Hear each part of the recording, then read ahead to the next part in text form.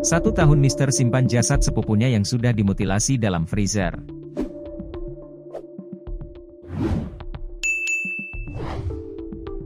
Selama 1 tahun, Mister simpan jasad sepupunya yang berinisial Junior, dalam lemari pendingin setelah dibunuh lalu dimutilasi. Jasad Junior akhirnya ditemukan polisi setelah dilakukan pemeriksaan di kediaman korban. Diketahui, insiden pembunuhan yang terjadi setahun lalu akhirnya terbongkar jajaran kepolisian. Adalah Mister yang tega membunuh dan memutilasi korban Junior, yang merupakan sepupunya sendiri.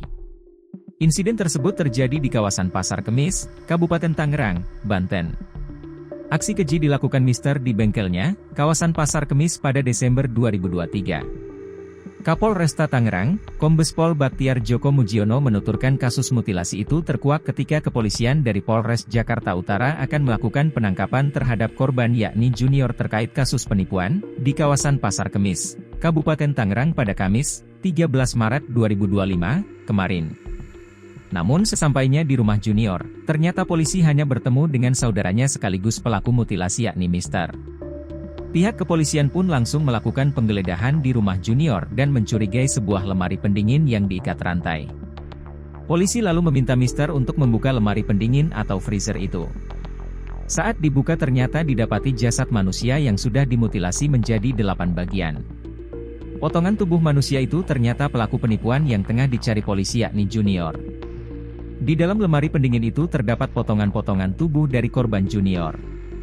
Selanjutnya petugas kepolisian, Polresta Tangerang dengan Polres Jakarta Utara, mengamankan tersangka Mister, beserta barang bukti, kata dia dalam konferensi pers, Jumat, 21 Maret 2025. Baktiar mengatakan, berdasarkan pendalaman, Mister sempat menyimpan potongan tubuh sepupunya di dalam kamar mandi.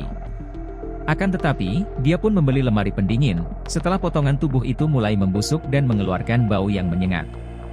Kemudian tersangka membeli lemari pendingin daging yang disimpan di bengkel milik korban dan menyimpan potongan tubuh korban di dalam peristiwa tersebut, ujar dia.